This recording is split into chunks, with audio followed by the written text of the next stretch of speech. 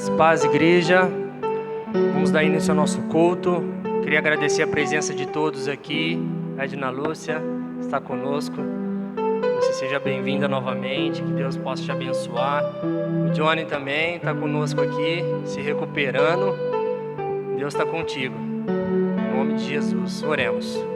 Querido Deus, te agradecemos ao Pai por esta oportunidade, Pai, novamente de estar aqui na Tua casa, Senhor Deus. O Senhor abençoe a cada um que está aqui, ó Deus. Restaura a saúde, ó Pai. Livra-nos, ó Deus, de todo mal. E você também, Senhor, abençoe quem está nos assistindo agora, neste momento. Que o Senhor possa entrar na casa de quem está nos assistindo, derramar bênção sobre a vida de cada um, em nome de Jesus. Abençoe também o pregador que estará trazendo a palavra, o pastor Lúcio. Que o Senhor usa o teu filho, Pai, na tua palavra que vai ser colocada no teu altar. E eu peço que o Senhor receba a cada louvor, a cada adoração, para a tua honra e para a tua glória, em nome de Jesus. Amém. Esse primeiro louvor vai ser o Como Zaqueu.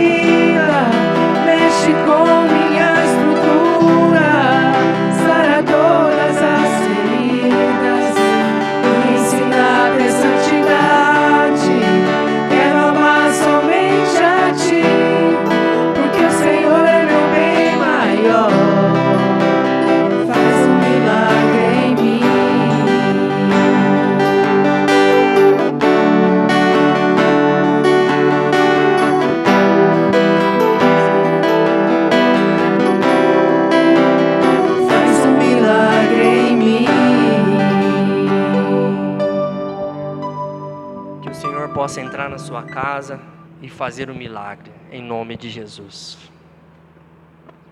Esse próximo louvor é o Pai das Luzes.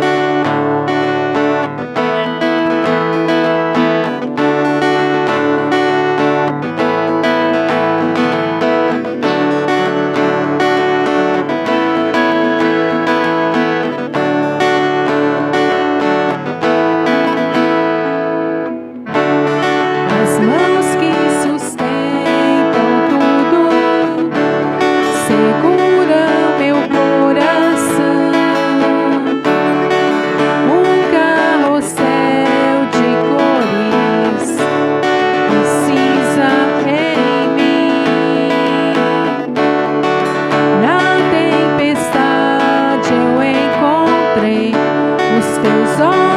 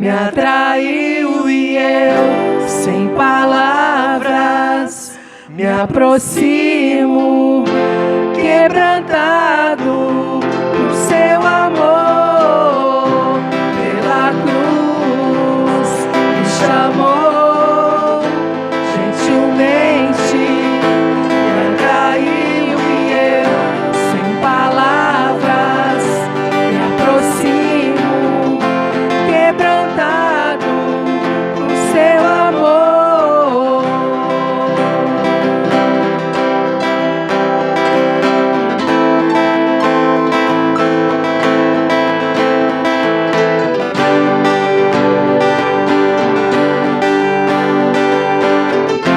Quebrantado por seu amor.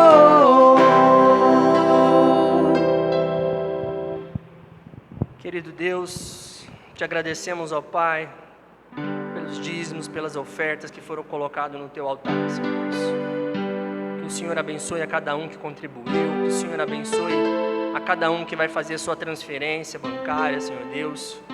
Tudo isso é para a tua honra e para a tua glória, Pai. É para o sustento da tua casa, Senhor Deus. Em nome de Jesus, que o Senhor multiplique a cada um, Pai. E aqueles que não puderam ofertar, ó Deus, que o Senhor os ajude para que possam ofertar. Não sabemos as condições, mas o Senhor sabe. E eu peço para que o Senhor abençoe a cada um, em nome de Jesus. Eu passo a palavra para o pastor Lúcio, em nome de Jesus. Amém. Graça e paz do Senhor Jesus Cristo. Amém. Mais um culto. Espero que vocês tenham passado bem a comemoração do ano novo aí. E que nesse novo ano o Senhor possa ser conosco em todos os momentos, né? Tenho certeza que a gente tem muitos motivos para agradecer a Deus, mesmo diante de um ano tão conturbado, né? Acredito que nós temos sim motivos para agradecer a Deus, porque até aqui o Senhor tem nos sustentado. Hoje a gente começa uma nova série de mensagens, uma série de 4 capítulos aí para esse mês de janeiro. Repensar para recomeçar. Um novo ano iniciando. Muitas vezes a gente faz planos, né, para o restante do ano aí. É um tempo de parar e pensar algumas coisas e de repensar e então poder seguir em frente, né? Um novo ano é um novo ciclo, uma nova oportunidade para fazer diferente, um tempo para repensar, um tempo para reavaliar, um tempo para recomeçar. Nesse primeiro capítulo, né, nessa primeira mensagem da nossa série, eu gostaria que nós repensássemos a nossa relação com Deus. Então nós vamos olhar para o texto de Marcos capítulo 10, versículos 17 a 31. E essa é a história de uma pessoa que acredita estar fazendo tudo certinho, e ele chega diante de Jesus, ele é questionado por Jesus, e ele faz questão de dizer para Jesus: olha, eu estou fazendo as coisas certinho, eu estou no caminho certo, eu estou fazendo tudo como eu devo fazer, estou me comportando direitinho, né? E questionado por Jesus, então, Jesus fala para ele dar uma única coisa, e esse homem sai dali triste, porque ele era muito apegado àquilo que Jesus pede. Marcos 10, a partir do verso 17, nós vamos ler até o 31, tá bom? Diz assim: quando Jesus saía para Jerusalém, um homem veio correndo em sua direção, ajoelhou-se diante dele e perguntou: bom mestre, que devo fazer para herdar a vida eterna? Por que você me chama de bom? Perguntou Jesus. Apenas Deus é verdadeiramente bom. Você conhece os mandamentos: não mate, não cometa adultério, não roube, não dê falso testemunho, não engane ninguém, honre seu pai e sua mãe. O homem respondeu: mestre, eu tenho obedecido a todos esses mandamentos desde a juventude.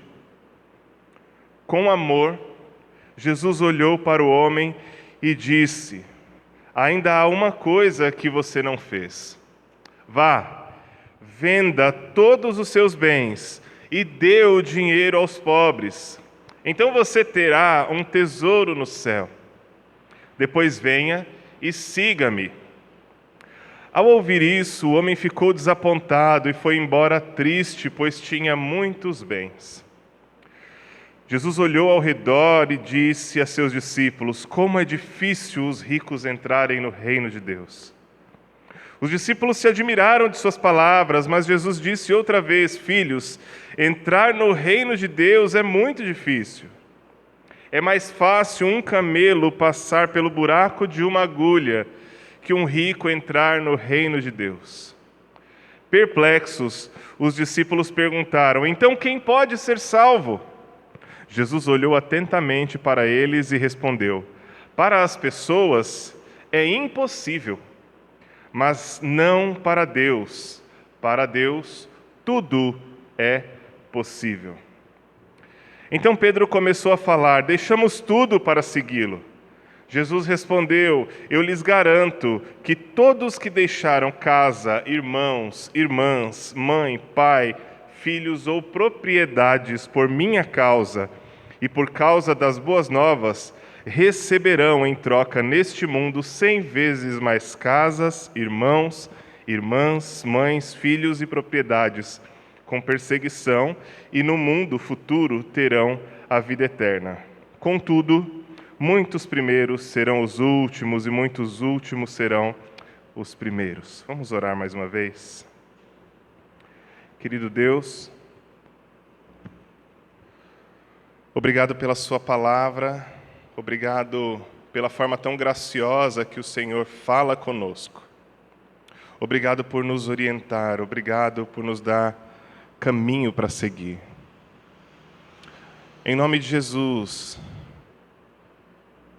que o Teu Espírito Santo ministre ao nosso coração aquilo que é necessário nesse momento. Seja de nós que estamos aqui, ou seja daqueles que estão assistindo esse vídeo nas suas casas, Pai. Em nome de Jesus, tenha liberdade o Senhor para fazer aquilo que o Senhor quer, aquilo que o Senhor deseja. Em nome de Jesus, amém. Amém. Amém. Nós temos aqui então um homem que se aproxima de Jesus. E a impressão que dá é que esse homem se aproxima de Jesus com um coração sincero. Ele cumpria os mandamentos, provavelmente, com um coração sincero, entendendo que aquilo traria salvação a ele. Ele se achega diante de Jesus e a postura dele demonstra a sua humildade, porque o texto diz que ele chega e se coloca aos pés de Jesus, ou seja, ele se prostra, ele se ajoelha diante de Jesus. Esse homem de fato estava interessado em herdar a vida eterna, e ele vinha dedicando a sua vida desde a sua juventude a isso. Mas como que ele estava se dedicando a buscar a vida eterna? Cumprindo tudo aquilo que a lei dizia. Honrar pai e mãe, não furtar. Ele estava cumprindo essas coisas. Não matarás, não darás falso testemunho. E ele está cumprindo essas coisas. E ele chega diante de Jesus com sinceridade de coração. O texto diz, algumas versões dizem que Jesus o amou, né? Antes de Jesus, na verdade, antes dele ir embora, antes de Jesus dizer para ele: olha, te falta uma coisa só, algumas versões aí trazem essa frase: Jesus o amou. Jesus olhou para ele com amor. Jesus olhou vendo que aquele homem se achegava com o coração sincero diante dele, mas que as suas motivações, apesar de muito boas, elas não poderiam trazer a salvação, elas não poderiam trazer a vida eterna para aquele rapaz. E Jesus então diz para ele: olha, te falta uma única coisa. vende os seus bens, e aí você me segue. E o texto diz que aquele homem vira as costas e vai embora triste. Triste. Ele se aproxima de Jesus querendo a vida eterna. Ele vai embora triste. Por quê? Porque ele era apegado demais àquilo que ele tinha. Os bens daquele homem tinham tomado o coração dele, o altar do coração dele, de forma que ele não conseguia abrir mão daquilo. E tudo aquilo que nós não conseguimos abrir mão para seguir a Jesus, isso é chamado de ídolo. É a idolatria do coração humano, que está desde o Éden, desde o pecado original ali em Gênesis 3. E aquele homem não conseguia se desfazer dos seus bens. Provavelmente ele tinha muitas propriedades, ele tinha muita riqueza e ele não consegue. E Jesus passa então a dizer, olha, é muito difícil que uma pessoa rica entre no reino dos céus. Por que isso? Jesus está falando da idolatria do coração. Jesus está falando mais do que isso. Jesus está falando de que muitas vezes as pessoas vão tentar comprar, não necessariamente com bens, mas comprar a sua salvação com as suas ações, com as suas atitudes. E Jesus é questionado por Pedro. Então, e agora? Quem vai ser salvo? E Jesus, antes disso, tinha falado que é mais fácil um camelo passar pelo buraco de uma agulha do que um rico entrar no reino dos céus. E aqui agulha é agulha, camelo é animal mesmo. E é impossível um camelo passar pelo buraco de uma agulha. Mas Jesus já responde esse questionamento.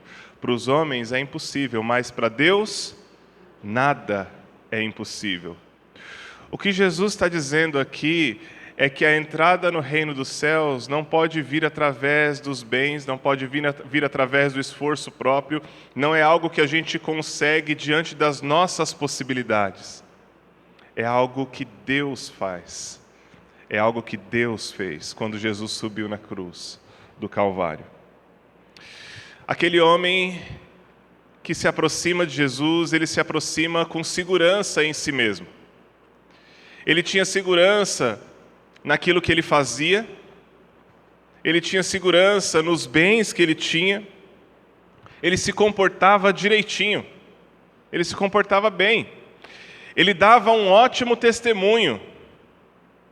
Ele ia na igreja todo domingo, ele contribuía com os seus dízimos e as suas ofertas, ele fazia o bem aos outros, aqueles que tinham necessidade. Isso se fosse hoje, né? Se a gente pegasse essa pessoa e colocasse ele aqui hoje. Ele não brigava com os irmãos na igreja, não discutia, era uma pessoa humilde, era uma pessoa que doava aos pobres, fazia tudo conforme o script. E o fato dele fazer as coisas segundo o script, no coração dele, dava-lhe o direito, então, de herdar o reino dos céus. E é interessante porque isso mostra para ele que ele chega para Jesus para fazer uma pergunta, mas ele já tem a resposta que ele quer. E quantas vezes nós não nos aproximamos de Jesus perguntando, mas na verdade a gente quer a resposta que a gente já tem. É como se a gente perguntasse para Jesus assim, Jesus, o Senhor quer que eu faça isso, né? Ou seja, a gente não perguntou para Jesus, Senhor, o que o Senhor quer que eu faça? A gente já está dando a resposta. E esse homem chega assim, no seu coração ele já tinha a resposta para essa pergunta, como herdar o reino dos céus? E essa resposta era o seu bom comportamento. Essa resposta era o seu esforço próprio.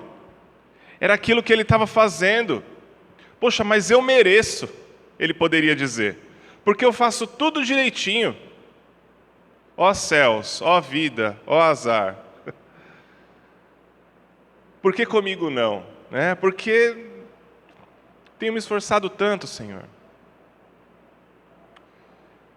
Ele olhava para si e via uma segurança própria. E é bom que nós entendamos aqui, diante disso, diante desse texto, diante dessa saída triste desse homem, dele ir embora triste, é bom que nós entendamos que boas intenções e esforço próprio não conquistam vida eterna. Aquilo que você faz não pode conquistar vida eterna. Não é o seu bom comportamento, não é o seu bom testemunho, não é aquilo que você faz, não é você vir à igreja domingo após domingo. Eu não estou falando que essas coisas não têm significado, elas têm muito significado. A questão aqui é que nós não somos salvos por boas obras ou por um determinado comportamento. A conta é inversa. Por que nós somos salvos? Então nós fazemos. Por que eu sou salvo? Então eu faço questão de estar em comunhão com os meus irmãos e vir à igreja. Eu me lembro de um amigo que disse que cristianismo não é ir à igreja, mas também não é menos que isso. O autor de Hebreus vai falar que nós não sejamos como alguns que deixam de congregar. É bom estar em igreja, nós fomos salvos não por estar aqui, mas para estar em comunhão uns com os outros. Para sermos uma família, para sermos corpo, como a Escritura diz várias vezes, corpo de Cristo, um corpo onde a cabeça é Cristo. E um corpo, ele serve para servir. A redundância, né? A função de um corpo é se movimentar. A função do braço e da mão é estender ao outro. Não é isso que nos salva, mas à medida que nós temos um encontro com Jesus, nós então obedecemos a Ele, nós então vivemos em comunhão uns com os outros, nós contribuímos com os nossos dons, talentos, com as nossas habilidades, com o nosso dinheiro, porque Jesus nos salvou. E não para que Jesus nos salve. É bom a gente entender isso. Mas voltando, boas intenções e esforço próprio não podem promover vida eterna. Não tem como. Não tem como. Jesus, nesse diálogo com esse homem e depois no diálogo com os seus discípulos, ele estabelece algumas bases para o nosso relacionamento ou para a relação com Deus. Qual a relação que nós devemos ter com Deus, então, diante dessa questão da salvação, da herança ou de herdar a vida eterna? Primeiro, abrir mão das nossas seguranças. Abrir mão daquilo que nós colocamos como agora eu estou seguro. Porque eu fiz isso, agora eu estou seguro. Lembram-se daquela parábola que Jesus conta, daquele homem que enche os seus celeiros e fala, agora eu não preciso mais trabalhar, eu estou seguro. E o que ele ouve é louco.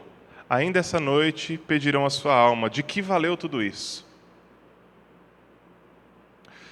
Davi reconhece a força do Senhor, o poder do Senhor, e por outro lado ele reconhece a sua limitação quando ele diz, uns confiam em carros, outros em cavalos, mas nós confiamos no Senhor. Ou seja, uns confiam na sua própria força, uns confiam naquilo que eles podem prover, mas nós confiamos no Senhor. A nossa confiança precisa ser plena no Senhor, e isso deve então nos dar segurança. Você já passou por alguma situação onde você disse para si mesmo, eu vou construir isso, eu vou fazer aquilo, eu vou comprar aquilo outro, e então eu vou ficar satisfeito. Isso vai me dar alegria, isso vai me dar segurança. E aí quando você adquire aquilo, você olha e diz, isso não me deu segurança. Isso não me deu a alegria que eu esperava. Eu gosto, já citei aqui na igreja algumas vezes, eu gosto de uma frase de Dostoiévski que diz que no homem há um vazio do tamanho de Deus. E a gente tenta preencher esse vazio, muitas vezes, com o nosso bom comportamento, com aquilo que a gente pode conquistar, cumprindo com algumas coisas que nós entendemos que são nossa obrigação, na intenção de que Deus nos aceite por causa dessas coisas. O que Jesus está falando aqui é que não é assim. Nós precisamos abrir mão dessas coisas que nos dão segurança. E é muito legal porque esse texto, ele vem logo depois de um texto onde Jesus está falando das criancinhas. Jesus está falando das crianças. Eu fico olhando para os meus filhos.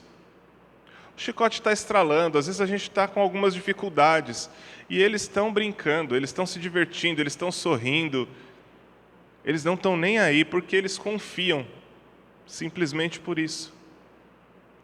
Nós somos filhos de um bom pai. Um pai em quem nós podemos confiar. Eu sou falho com os meus filhos. Talvez você pai, você mãe também seja falho com seus filhos. E ainda assim, eles têm segurança em nós. Imagina Deus sendo nosso pai, a confiança que nós, como filhos amados, imagina a confiança que nós devemos ter em Deus, então.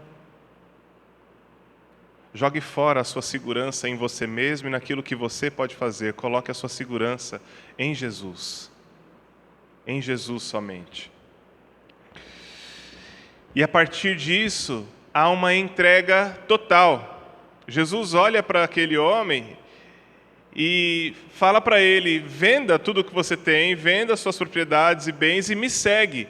É uma entrega total. Jesus não te quer pela metade. Jesus quer tudo de você.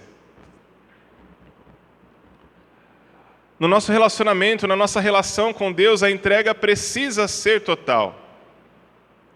Para quem já soltou pipa aqui, vai se lembrar da gente descarregando, né? Soltando linha, dando linha, dando linha, dando linha.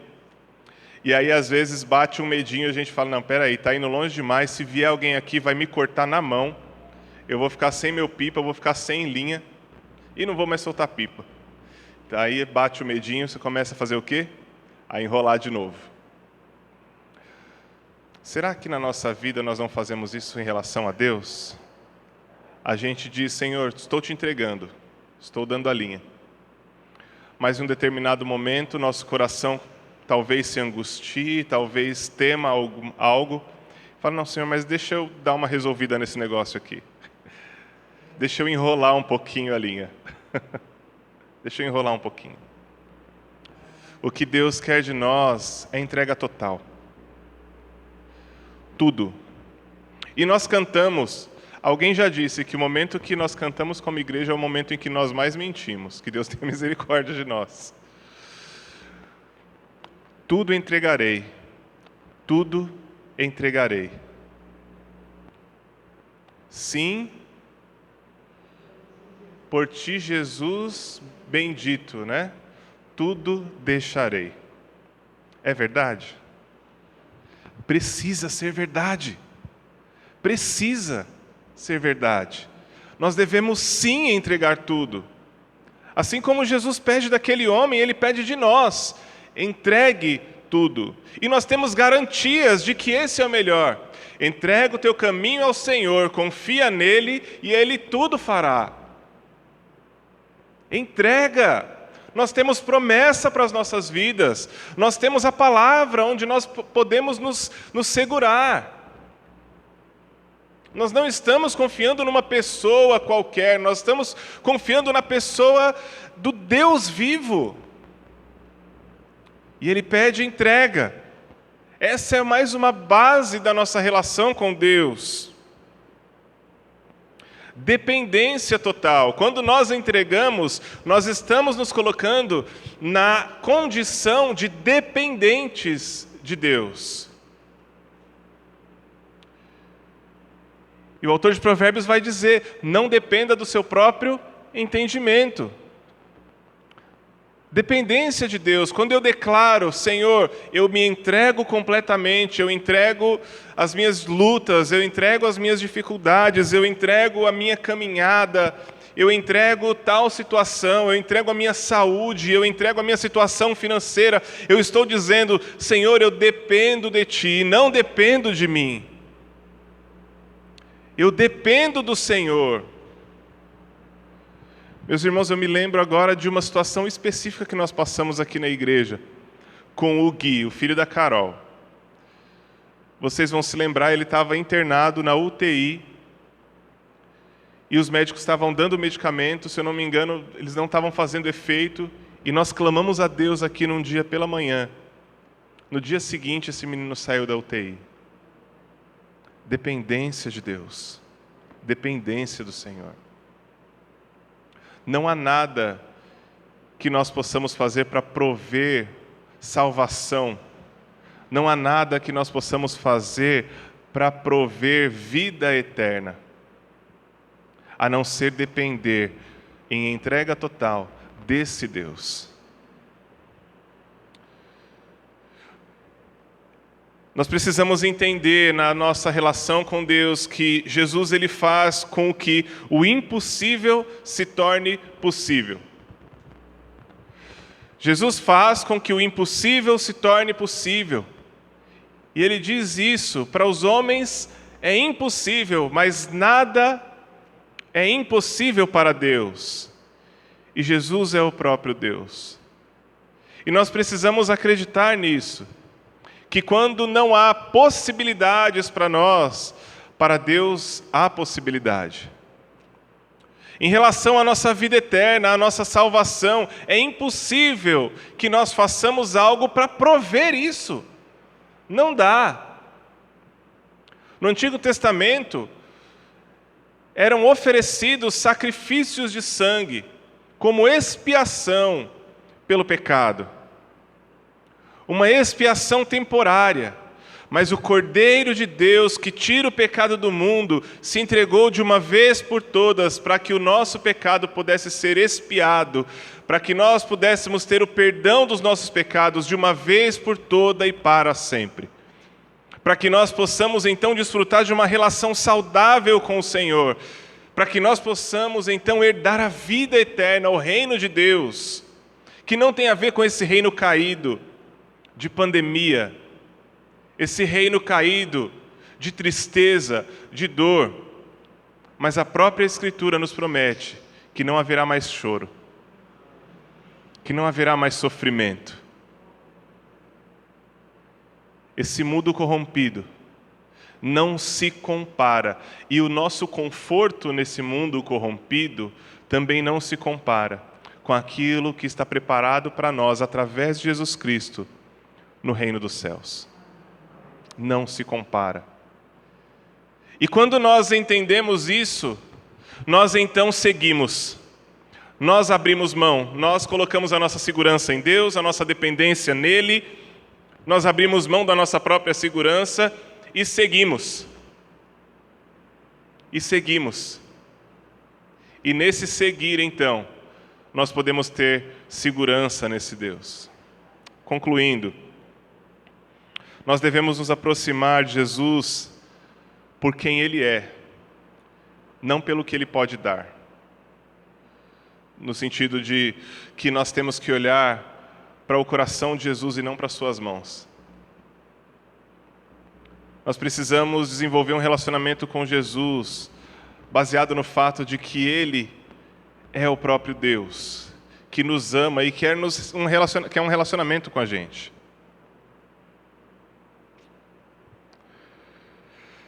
Boa intenção e esforço próprio não conquistam, não podem conquistar a vida eterna. Aquilo que você faz, o seu esforço próprio, não pode conquistar a vida eterna. Jesus pede exclusividade. Jesus pede entrega total. Mateus 6:21, pois onde estiver o seu tesouro, aí também estará o seu coração. Jesus não usa a lógica do merecimento. É graça, é favor que a gente não merece, é um presente que a gente não merece. É impossível herdar a vida eterna sem entrega total. E entenda, creia, que Jesus possibilita uma vida eterna que começa aqui, que já começou, mas que ainda virá também. É o que nós chamamos de o já e o ainda não. A eternidade já começou aqui. O reino de Deus já começou aqui, quando Jesus veio para essa terra. Já foi inaugurado o reino de Deus. Que a nossa relação com Deus possa ser transformada dia após dia.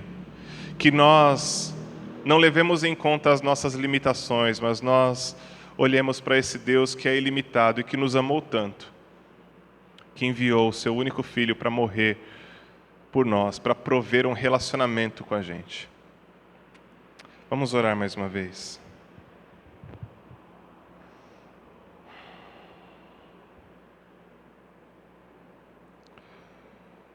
Senhor Deus, em nome de Jesus, nós queremos agradecer ao Senhor.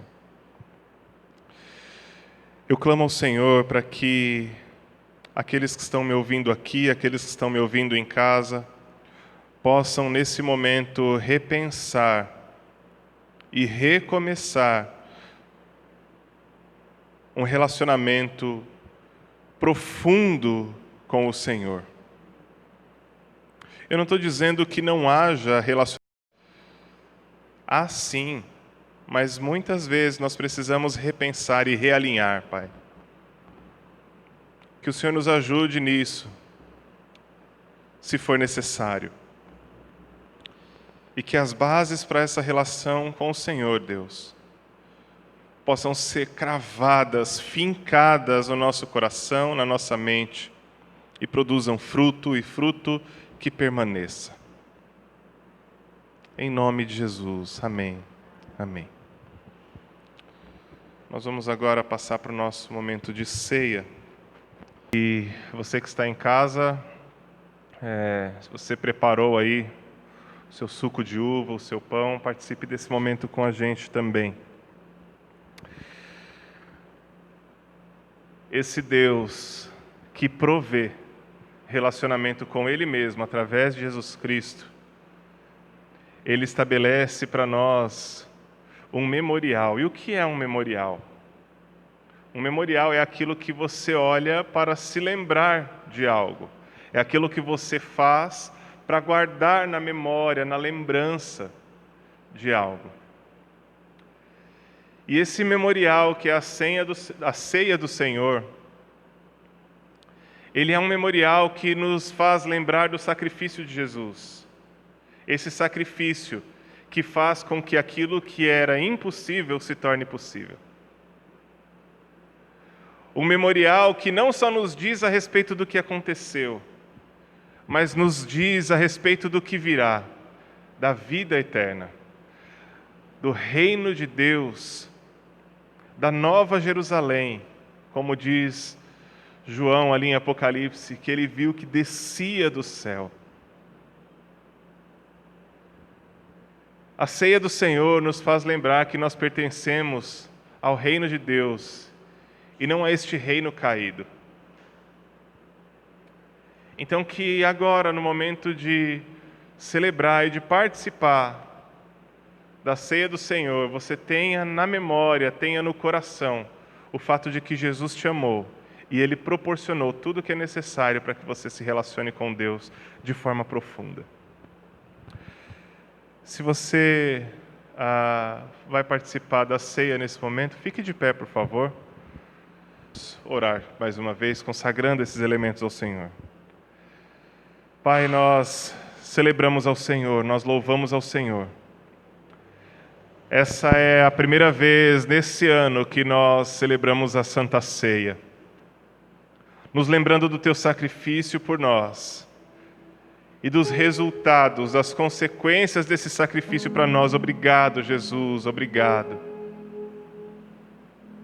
Pai, eu clamo ao Senhor que nesse momento nós participemos do cálice e do pão com consciência e com alegria de que o Senhor proveu para nós um religar com o nosso Deus. Muito obrigado, Jesus.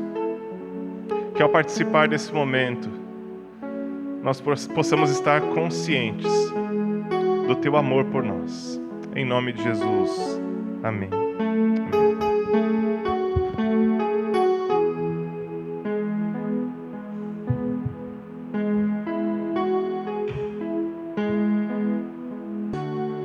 No mesmo Evangelho de Marcos, no capítulo 14,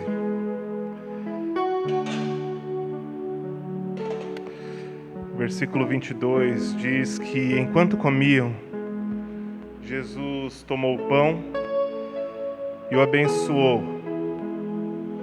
Em seguida partiu em pedaços e deu aos discípulos, dizendo: tomem, porque este é o meu corpo. Participemos do pão em nome de Jesus.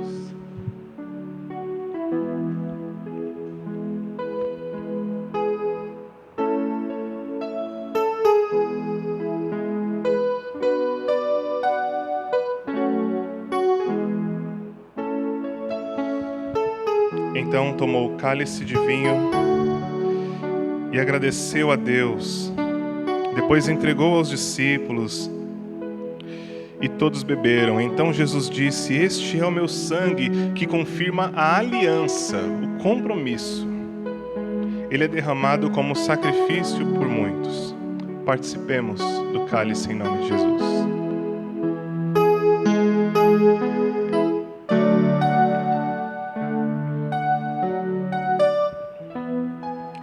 Obrigado, Senhor. Obrigado pela comunhão que o Senhor tem conosco. Obrigado porque o Senhor faz morada em nós. Obrigado, Pai. Em nome de Jesus. Amém. Amém. Amém. Que Deus abençoe a semana de vocês. Que Deus abençoe a semana daqueles que estão em casa. Até o próximo domingo.